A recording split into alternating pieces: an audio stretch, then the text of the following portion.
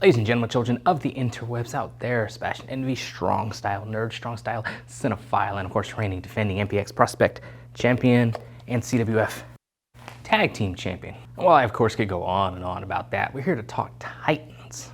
The latest episode of the DC Universe series dropped today, and it was a trippy one, so let us geek about that for a scant few minutes. Now, the episode kicked off dealing with the aftermath of the last episode and Connor arriving just in time to keep Jason Todd from falling to his death, a PTSD-laden fog that he would remain under for much of the episode. Meanwhile, Dick was dealing with his own fog throughout the episode. It was a driving force for his actions as he sought out Deathstroke. Riding shotgun for the ride was Bruce Wayne, not the actual Bruce Wayne, but a snarky, snippy figment of Dick's imagination and his subconscious picking at him for things he's done in the past to get him to this point. And let me say, this was just a one-and-done gimmick for the episode, but I did enjoy snippy, smart-aleck Bruce Wayne. Now, Connor's laid up in the infirmary. The team's impromptu medics, Dawn and Corey, are not having much luck outside of just stabilizing him.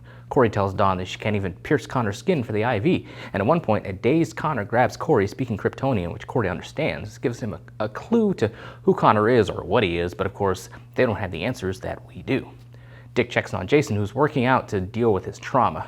Nothing he's doing is working, though, as we find out again later on in the episode. Now, Dick confers briefly with the other OG Titans, who rightfully suspect that Dick is holding something back from them. Dick resolves to deal with the issue being Deathstroke, and leaves the tower to go on the hunt for Deathstroke. His search takes him to an arms or information dealer he came across in the past. He gets a lead on Bill Wintergreen and resolves to find him, hoping to get to Slade through him. It's a short trip that takes him to a burlesque show to find an old flame of Wintergreen's. Turns out he was dating a pair of twin sisters and was involved in the death of one of them. Feeling no love lost for Wintergreen, the surviving twin steers Dick in Wintergreen's direction. Dick arrives at a fancy hotel Wintergreen is renting and confronts the man after shooing away two scantily clad ladies. And while I'm not a prude or anything, do we really need to have them topless? Is there some demo or quota that they're trying to reach for boobs? I mean, I don't know, but I digress. Now, during the interrogation of Wintergreen, Dick answers the man's phone and it's Slade on the other end. Slade arranges a meeting place at a church that, according to Snippy Bruce and Slade, is familiar to Dick. Turns out Slade was not there at all, but surveillance pictures of the team at the tower were in his place. This sends Dick speeding back to the tower. Meanwhile, lots has been going on at the tower. The doctor from the last episode finds herself fired from LexCorp for the Connor debacle, and Mercy thinks that Connor is dead or will be dead soon enough, and that it's, for the better. She says that something with half of Lex in it, with superpowers, it may be for the best that he is dead. The doctor thinks otherwise. She manages to steal a swipe card and escape with Crypto, who leads her back to the tower and to Connor. Turns out he could be healed with sunlight, which she thinks they don't have access to, but Corey takes care of it. Rose and Jason are clicking for a bit and even share a kiss, and maybe they'll knock boots eventually, but things are thrown off when Rose finds a record that was owned by her brother Jericho. Thinking Dick knew her brother and lied about it and feeling some type of way about the team possibly trading her to Deathstroke for Jason a couple episodes back, she says, "F everybody," and takes off. Meanwhile, the OG Titans are finding little items that screw with them mentally, reminding them of their past. Rachel finds crosses scrawled all over the place in her room. They quickly jump to the conclusion that Jason Todd is the culprit. Jason says, "F it," and attempts to jump off the tower, feeling the poison that affecting the team is him. Dick says, no, it's him, and that he killed Deathstroke's son. And that was where it ended. This was a good episode all around. And it's a wonder to me how the guys act with each other now, how they ever got along as a functional team of heroes. I mean, when things hit the fan, I can definitely see it getting crazy bad with lots of fallout. Makes me wonder how much the others know of Jericho, if they know anything about him. At the close of episode 4, where Aqualad was fridge, the team found out Deathstroke was the shooter and resolved to track him down.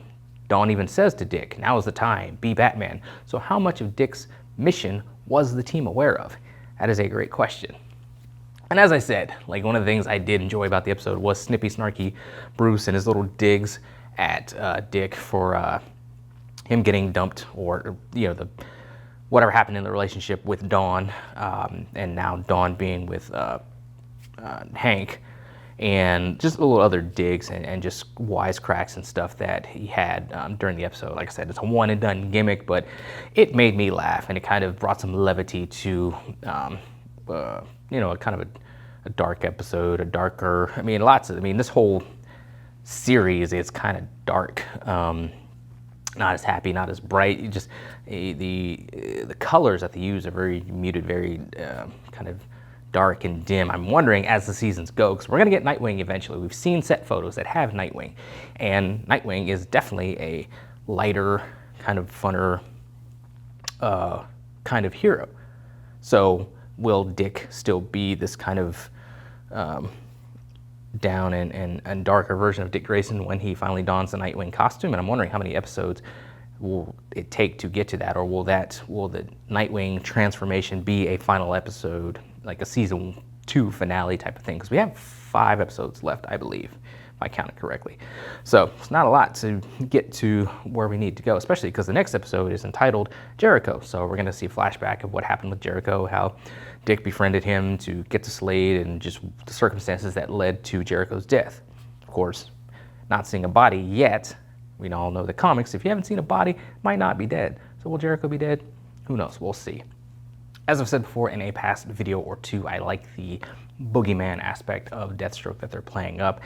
And I saw it in some other reviews and comments on the episode where they actually had the confrontation with Deathstroke, the fact that Corey was kind of holding her own against him.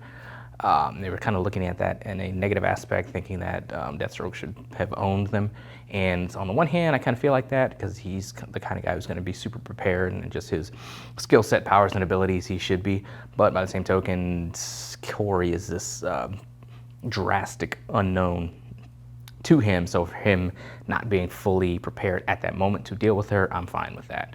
But I'm anxious for the eventual confrontation. I hope they can successfully kind of pepper little instances with Deathstroke over the next 5 episodes, or I guess 4.5 episodes. So in that 5th episode, there's a good chunk where it's good Deathstroke on Titans combat, and it's costumed Deathstroke on Titans combat. Now, one of the things we saw in the trailers was more costume stuff, and it's kind of like we've almost, I would have to go back through and look at the trailer, but we've kind of like almost blown through all those trailer scenes that we saw of them in costumes. Much of that being flashbacks and stuff. So I'm really hoping we get more costume stuff. We saw the costumes in the glass cases and stuff. So I'm hoping we get more. I mean, we have seen set photos of Nightwing and the others in costume. I don't recall what episode it was from, or even if it was listed what episode it was from. So we'll see how it goes. All in all, it was a good episode. I'm enjoying the quality of the 2nd season. There's little stuff I could nitpick, not enough spandex superheroics, but I'm with the story. I'm interested in it. I'm invested in it. If nothing else, I love Hawk and Dove and still think that they need a spin-off like ASAP, but we'll see how it goes. Anyway, those are some of my thoughts on it. More importantly, what do you guys out there think? Let me know in the comments below. Follow me on social media. Check me this weekend, tomorrow, because it's Friday as I'm recording this. Tomorrow, Saturday, MPX, myself, Prospect Championship, MPX, my 2nd title defense against CJ Ward. Definitely, if you're in the DFW area, come check it out. Just come check out MPX in general. See what we're doing weekly in the DFW. Got some more videos coming. I know I've still got to catch up on some Titan stuff. Still got to do a Flash review. Still got to, there's a couple other things I want to get to. Action Force, they started up their Kickstarter again. I'm going to post a link in the descriptor of this video. You need to check it out. I've already backed the campaign. If you're an action figure aficionado, collector, fodder seeker for customs and stuff like that, you need to check out Action Force. Help fund that figure line. And yeah, in the meantime, let us geek.